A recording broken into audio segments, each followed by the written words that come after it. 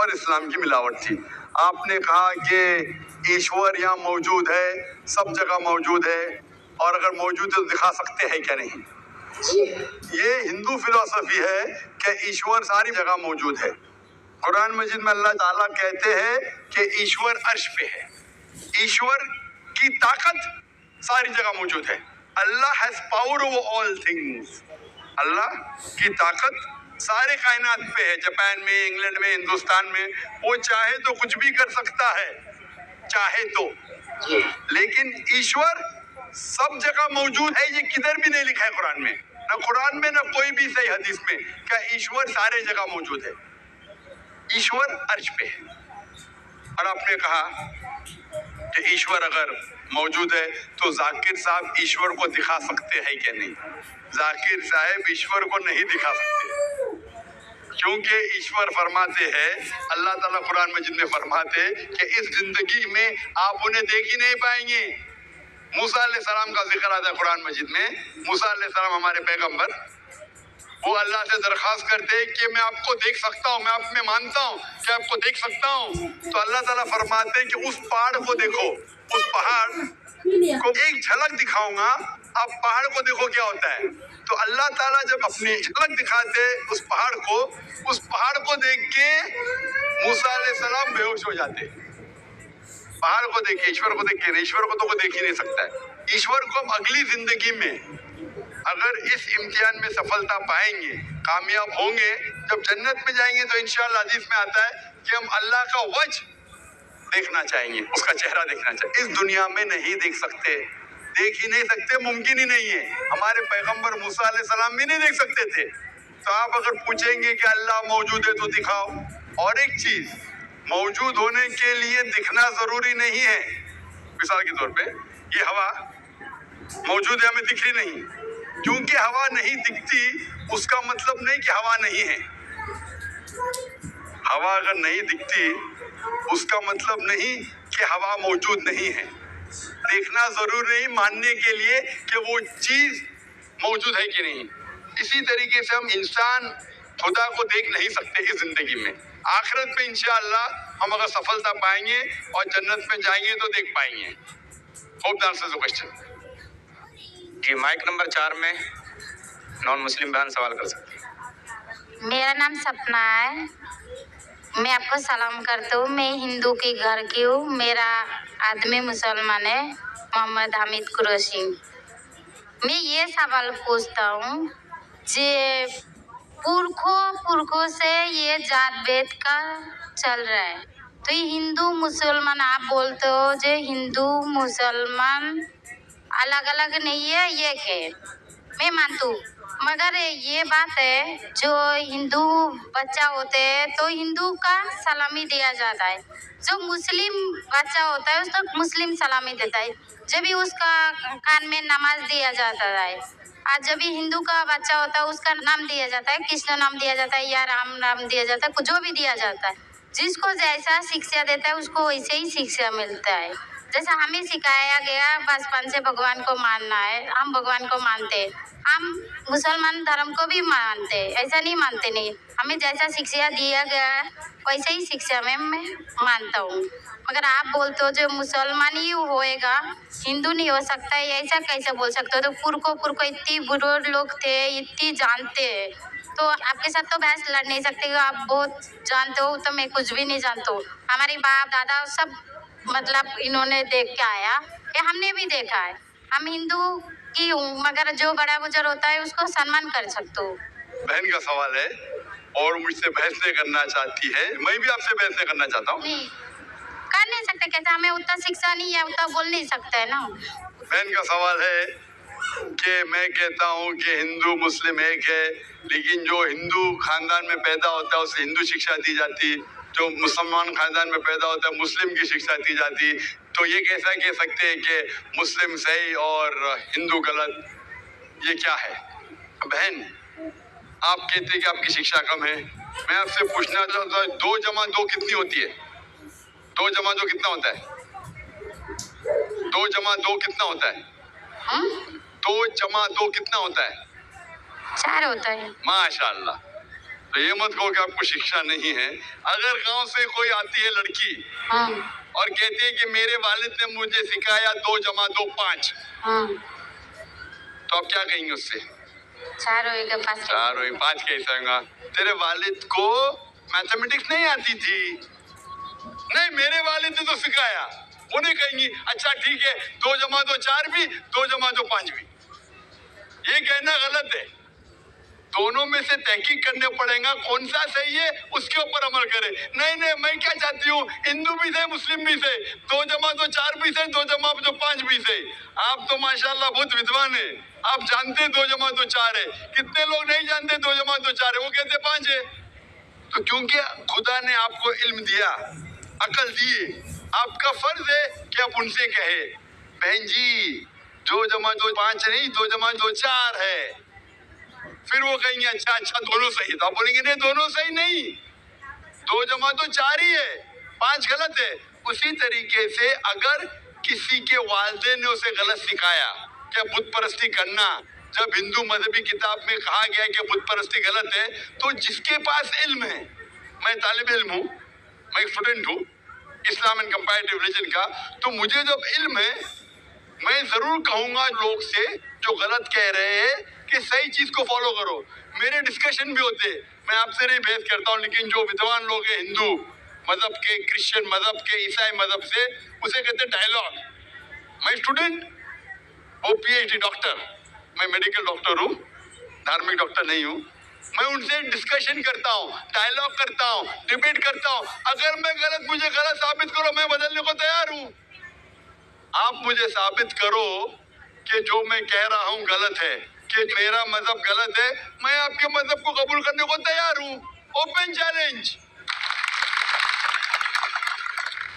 नमक वाले 1 गिलास पानी से ही आप कुछ ही दिनों में डायबिटीज से छुटकारा पा सकते हैं। पागलपन लग रहा है शायद किसी और मामले में, लेकिन जब ये बात डॉक्टर हकीम सुलेमान खान कहते हैं तो मामला बिल्कुल अलग है। सिर्फ 6 घंटे पहले हकीम ने वो रहस्य उजागर किया जो अंतरिक्ष यात्री अंतरिक्ष में शुगर लेवल कंट्रोल करने के लिए इस्तेमाल करते हैं, और यहीं से बात और भी अविश्वसनीय हो जाती है। ये तरीका सिर्फ अंतरिक्ष यात्रियों के लिए नहीं है, इसने भारत के 3,66,000 से ज्यादा लोगों को कुछ ही दिनों में डायबिटीज से छुटकारा दिला दिया। न मेटफॉर्मिन, न इंसुलिन के इंजेक्शन, न ही सख्त डाइट, सिर्फ एक आसान 30 सेकंड की ट्रिक जिसे आप घर पर ही कर सकते हैं। तो यह कैसे काम करता है और क्यों बड़ी फार्मास्यूटिकल कंपनियों ने हकीम सुलेमान खान के सिर पर $6.8 करोड़ का इनाम रख दिया है? अब आप सब कुछ जानने वाले हैं। अगर आप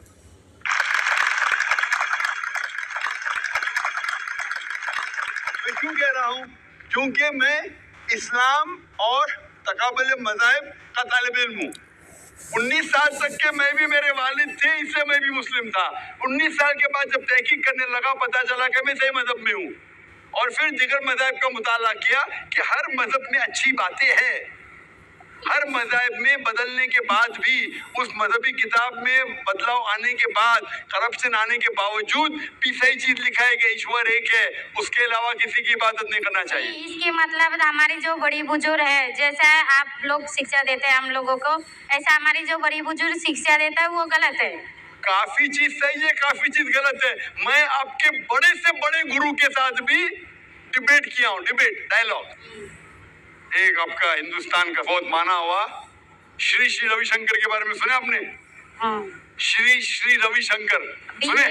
ये लोग जैसा आपने किताब पढ़ के आप जानते हो, ये लोग भी किताब पढ़ के जानते हो। ओरिजिनल में किसने देखा है? बिल्कुल सही। वो कहता है कि 4 साल से मैं भगवत गीता मुंह जबानी जानता हूँ, भगवत गीता का एक भी हवाला नहीं दिया। ऐसा नहीं है, ईश्वर ऐसा नहीं आते कि अपने किताब उनकी कहते हैं इस जन्म का बोल सकते हैं, कितनी जन्म का कैसे बोल सकते हो? बिल्कुल सही। तो मैं कहता हूँ कि आपके जो विद्वान बड़े से बड़े हैं, जो PhD, उनसे कहता हूँ आओ हम डिस्कस करें हिंदुइज्म में क्या लिखा। अगर वो इस्लाम को नहीं जानते, इस्लाम को बाजू रखो।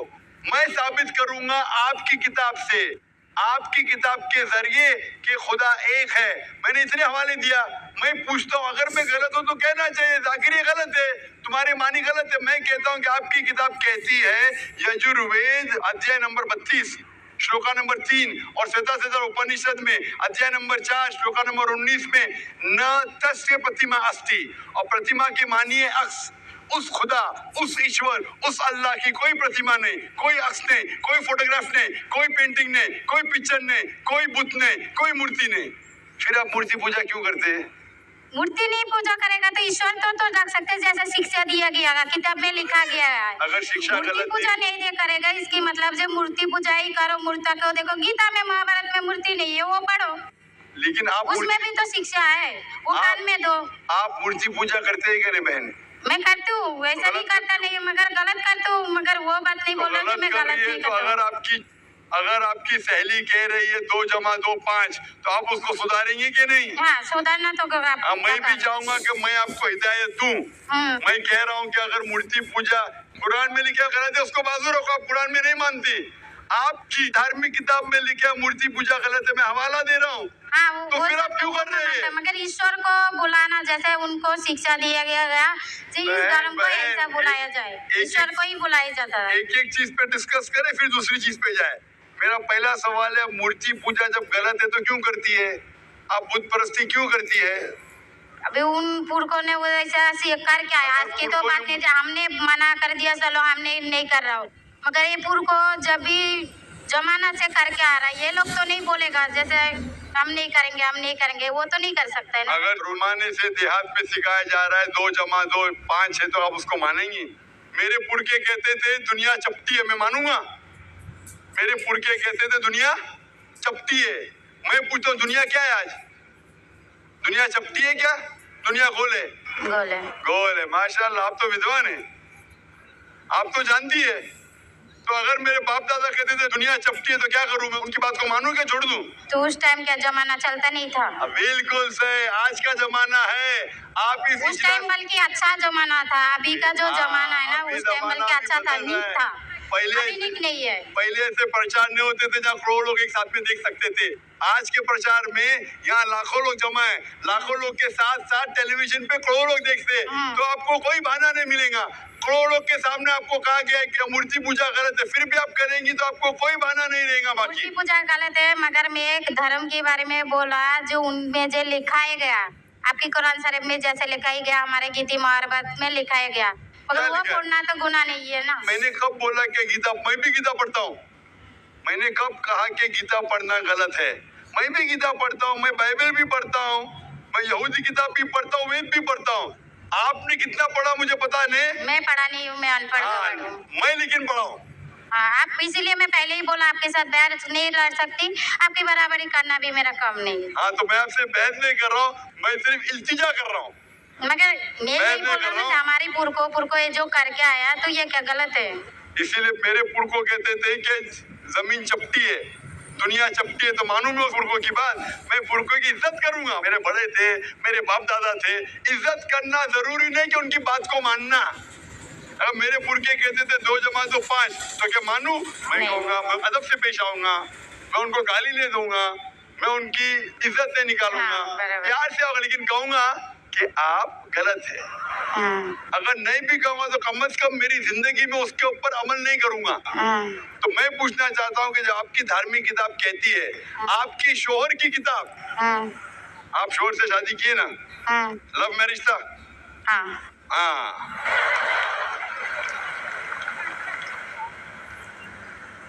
सही था क्या गलत था अलग बात है, लेकिन जब आप अपनी शोहर से इतनी मोहब्बत करती है, शोहर आपसे मोहब्बत करते क्या नहीं? करते ना? मैं भी मेरी बीवी से बहुत मोहब्बत करता हूँ, मैं मेरी बीवी से सबसे ज्यादा मोहब्बत करता हूँ, मैं मेरी बेटियों से भी मोहब्बत करता हूँ, जिक्र और रिश्ता से। मैं आपसे पूछना चाहता हूँ कि आपके शोहर आपसे मोहब्बत करते, वो नहीं चाहते कि आप जन्नत पे जाए? नहीं। आप चाहते हैं कि आपके शोहर जन्नत पे जाए क्या नहीं? जाए क्या नहीं? तो मैं पूछता हूँ कि अगर एक गाड़ी है, एक गाड़ी जब चलती है, एक पहिया है साइकिल का, दूसरा पहिया ट्रैक्टर का, गाड़ी चलेंगी क्या? नहीं चलेंगी ना, नहीं चलेंगी, इम्बैलेंस। तो इसीलिए हमें देखना चाहिए कौन सा टायर सही है। चारों टायर अगर लगा देंगे साइकिल के तो बन जाएंगे हाथ गाड़ी, अगर ट्रक के टायर तो बन जाएगा ट्रक। तो हमें ये देखना, तहकीक करना चाहिए। मैं ये नहीं कहता हूँ कि आंख बंद करके आप अपनी शोहर की बात को मानो। पढ़ा लिखा होना जरूरी नहीं है, लेकिन जहन ज़हीन होना जरूरी है। हमारे आखिरी पैगंबर मोहम्मद सल्लल्लाहु अलैहि वसल्लम वो भी अनपढ़ थे, लेकिन सबसे ज़हीन थे। बच्चों की लिखावट सुधारें मजेदार तरीके से सैंक मैजिक प्रैक्टिस कॉपी बुक के साथ अक्षरों और शब्दों। लेकिन सबसे ज़हीन थे। तो मैं आपसे पूछता हूं, जब साफ तौर पे आपकी किताबों में, हिंदू मजहब की किताब में और कुरान में लिखा है, आपके पुरखे अगर गलत चीज कहते थे तो आपको गलत चीज पे अमल करना जरूरी है? नहीं। तो आप क्यों नहीं बुत परस्ती छोड़ते? आप कहते आप शोर से मोहब्बत करते हैं क्या? नहीं, क्वेश्चन मार्क है, क्वेश्चन मार्क है। ये ऊपरी मोहब्बत है। सही मोहब्बत होगी तो मैं चाहूंगा कि इस दुनिया में भी और आखिरत में भी मेरी बीवी मेरे साथ हो। आप नहीं चाहेंगे आपके शोहर आपके साथ हो क्या नहीं? हाँ। तो आप ये नहीं तहकीक करेंगे कौन सही आपका शोहर क्या? आप नहीं, वो मानते हो मेरा शौहर क्या है, मगर उनका भी मानते हो, मगर ये मूर्ति पूजा इसका छोड़ सकते हो, मगर मेरा धर्म का जो नाम है वो तो कान में लेना मैं जरूर। धर्म का नाम की बात कर रहे हैं आप? हाँ। नाम की। नाम से मैं भी हिंदू हूँ। क्या हूँ? हिंदू। हिंदू का मतलब हिंदुस्तान में रहने वाले को कहते हिंदू। हाँ। ये लफ्ज सबसे पहले वजूद में कैसे आया? जब अरब लोग हिंदुस्तान में आए तो उनने ये लफ्ज हिंदू दिया। हिमालय के हिंद से, सिंधु के दू से कुछ लोग कहते। इसीलिए आज जब मैं जाता हूँ गल्फ कंट्री में, सऊदी अरब में, कहते हिंदी है, जाकिर हिंदी है।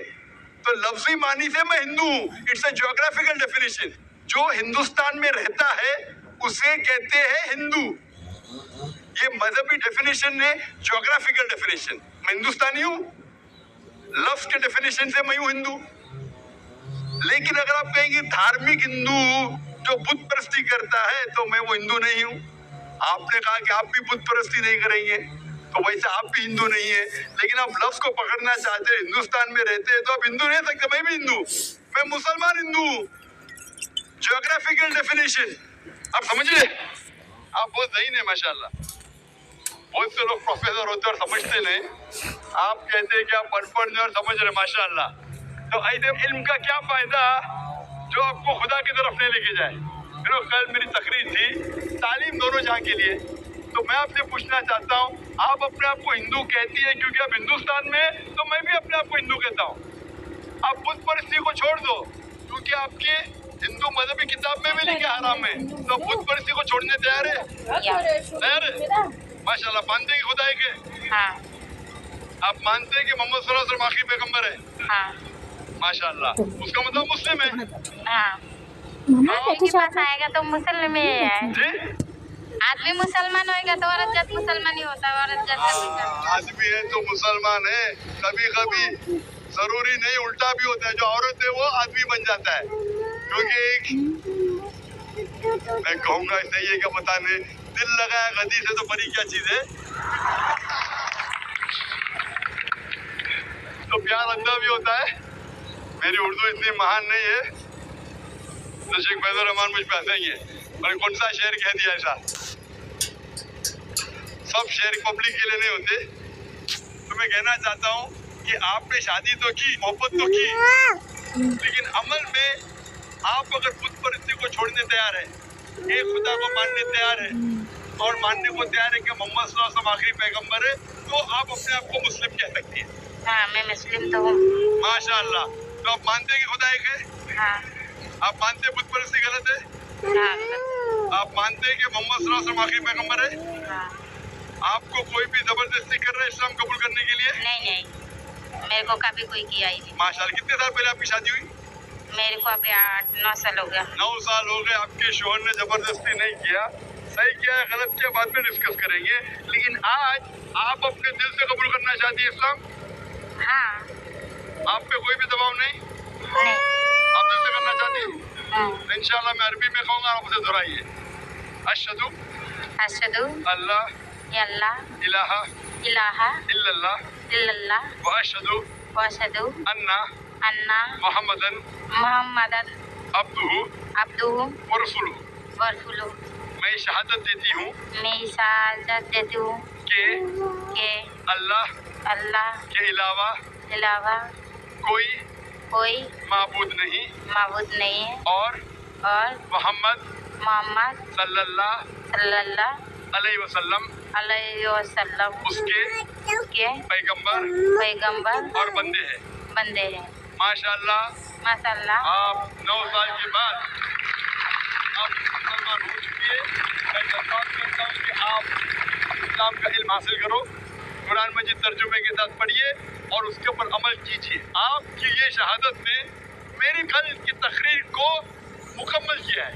मैं कह रहा था तालीम दोनों जहाँ के लिए, वो तालीम आप PhD करो, टीचर बनो, प्रोफेसर बनो, लेकिन आपके रब के करीब नहीं लेके आएंगे, आपके खालिक के करीब नहीं लेके आएगा वो तालीम, तो फायदा क्या है? तो आप उस प्रोफेसर से बेहतर है जो उसका तालीम उसको रब की तरफ नहीं लेके आ रहा है। मैं आपको शाबाशी देता हूँ और अल्लाह से दुआ करता हूँ कि आपको इस जहां और आखिरत में इंशाअल्लाह जन्नत दे। आपको सलाम, आपके जितने भी मुस्लिम भाई है उसको भी मेरा सलाम। जी, माइक नंबर 1 में कोई नॉन मुस्लिम भाई सवाल कीजिए। अस्सलाम वालेकुम, मेरा नाम अर्जुन है, मैं मुंबई का हूँ। मैं हमेशा परेशान रहता हूँ, तो मैं एक दिन सिकंदर भाई को मिले थे, 1 साल हो गया। मुझे कलमा पढ़ने के आपसे